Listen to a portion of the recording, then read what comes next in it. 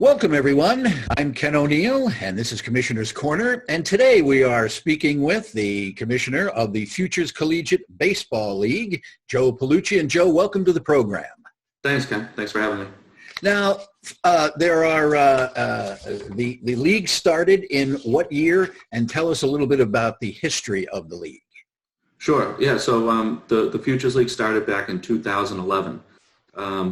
It was, founded by really a small group of guys, Drew Weber, Chris Carminucci. They were kind of the two of the founding fathers. And at the time, they were looking to, get a collegiate baseball team together. And they applied to be part of another league that wasn't looking for expansion at the time. So they broke off on their own, and with the help of a few other guys, mainly Chris Hall, who was the former commissioner.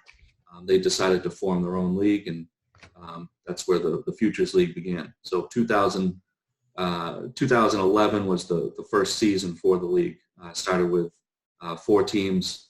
At one point we got to 10, and now we're at 7, but looking to expand. Now, how did you get involved as the commissioner?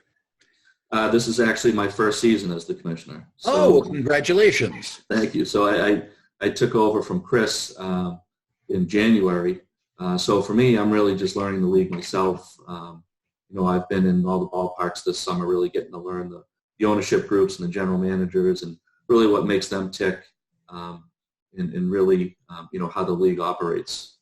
But prior to the Futures League, I was the commissioner of the Cranberry Baseball League, which is located in Eastern Mass. It's a men's amateur baseball league. I did that for 10 years. So I have the experience working with that league, and I've been bringing that over into the Futures League. Now, being in New England and the fact that you have the Cape Cod League and the New England League, how does that affect your recruiting for the upcoming season and into the future? Yeah, I mean, I don't think that, each team is their own entity and they're responsible for their own recruiting. But, really it's done through their relationships with college coaches. And I don't think that they focus too much on competing with the New England League. It's really just building the relationships with mainly Division I college coaches, and making sure that we get some of their best players to come to our league. So really the focus is just on ourselves and trying to get the best caliber, not only for a player but for a person that we can bring into our league. Now, how do you determine how many games you play, and what do the kids have to come into your league? Is there a certain age, or is there you have to be in a certain place? What is the? Yeah, so they have to be affiliated with an NCAA or an NAIA school. We actually have teams can have up to 5 kids that just completed their senior year in high school. So we are a little unique from other leagues in that regard. But really the biggest, one of the things that makes us unique is teams are required to have 10 players on each roster that are either from New England or play for a school in New England. So that is a little unique. So we are trying to, get our homegrown talent to stay and play in our league. So that's kind of a major focus for us. Now, how about the travel for the teams? Do they do a lot of traveling? Yeah, it's a grind. We play 56 games, so they're out there playing pretty much every day. And we go from Brockton, Massachusetts, to Lynn, Massachusetts, where the North Shore Navigators play, and actually further north from them. We have the Nashua Silver Knights, but then we go as far west as Pittsfield, and then we have teams Westfield, Worcester, and Bristol, Connecticut. So they're bouncing around, and like I said, it is a grind for these kids. Now, when I was reading on your website the guidelines for pitching, and there are about 10 of them, can you tell us some of it? Because as you know, now it's 5 starters, 8 relievers, 400 pitchers. Yeah. So we've adopted the Pitch Smart program through the MLB, and really that's, I know other leagues are doing that as well, but it's really just to make sure that we're keeping the pitchers healthy and making sure that they're fresh going into the fall. We don't want to overwork anybody. So if you if you throw, whatever it is, 41 pitches in a game, you're required to have the 2 days rest. But, more importantly, I think our coaches, our managers are aware of, I don't know if the guidelines matter too much, because I think that the managers really do a great job of managing the health of the pitchers. They know that first and foremost, that's the most important thing.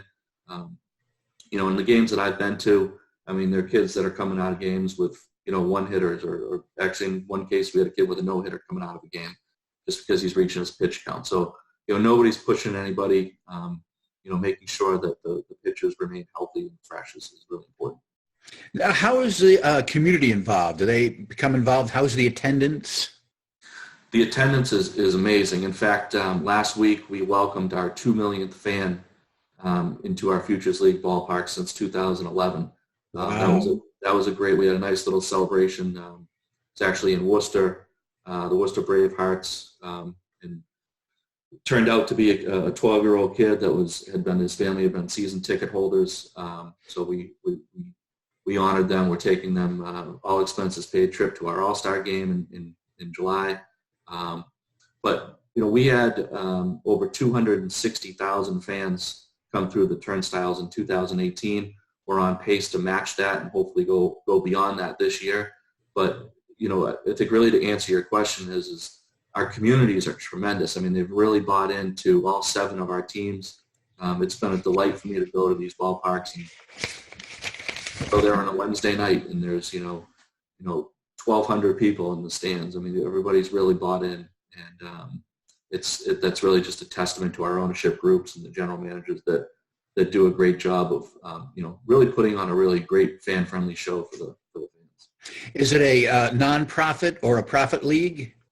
We're a 501c3 nonprofit organization. Yes. Now, how is the game itself? Is there any rules like in the International League, and the 10th inning you put a guy on second base and then you start? Is your league something like that? Yeah, you could say that. We actually go a little bit beyond that. So we actually have a home run derby. If there's a tie at the end of the game? Yeah, so this is actually Chris Hall, our former commissioner that I mentioned earlier. This is was his idea, and it's been tremendous. So what happens is if there's a tie after 10 innings, it's a 2-round home run derby. The coaches from each team can pick 3 hitters to hit for them. And then the first round, it's a 3-minute first round with 2 30-second timeouts. So the coach can actually call a timeout and put another hitter up there. And like I said, then it goes into the second round as well. So, there's no, I mentioned earlier, it's a grind for these kids with all the travel. There's no 17-inning games here, where you got to get up at, 8 o'clock in the morning the next morning, after not getting back until 3 o'clock. So we make sure we get the games over pretty quickly with that home run derby. None of those Yankee Red Sox 4 hours and 42-minute games? No, nothing like that at all. And in fact, I was talking to one of the interns from Worcester, and it's actually been, generally speaking, we're getting 9-inning games done in 2.5 hours. So everybody does a good job the umpires do a good job of moving things along a little bit, All right, now the hard question for you now. This is really hard. What are we going to do with the Westfield Starfires? They're in last place. We got to bring up somebody from the minors. Well, you know what? I'm not worried about the Westfield Starfires at all. Actually, right before we started this interview, I got off the phone with one of their owners, Chris Thompson, and they do a tremendous job there.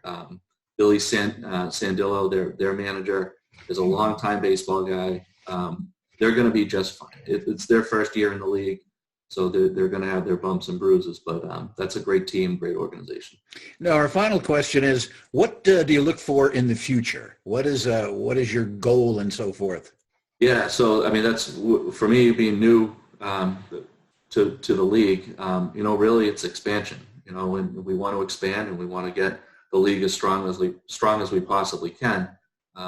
That being said, we want to make sure that we have the right groups to expand with. So we have some things that we're definitely, working right now. My goal is to be at 10 teams within 2 years, but, we're not going to rush it. We've got to make sure that we have really strong ownership groups, that they're in the right communities and that the communities can support the team. and that they have the right facility. Another really great thing about our league is the ballparks. Campanelli Stadium in Brockton, Fitton Field in Worcester, Holman Park in Nashua, and Wacona Park in Pittsfield are some of the most beautiful ballparks in New England. And so we want to make sure that, we're not just playing on some, crummy high school field. We've got to make sure that we have the right facilities for these teams. So that's a big part of it, but certainly expanding and building the league is a big part of what we do. Now, do you have the playoffs? You have 7 teams. How many teams make the playoffs, and how long does it go? Yeah, so just the top 4 teams are going to make the playoffs. We'll do 2 rounds of it. It's tough because you're up against a real deadline because these kids have to go back to school.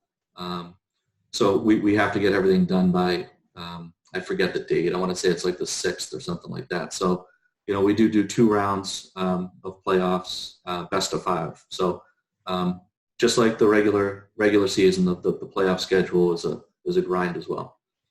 Well, listen, thank you very much for talking with us. We really appreciate it, and good luck for the rest of the season, and hopefully we'll talk to you down the line. I appreciate it, Ken. Thanks for having me. All right, thanks.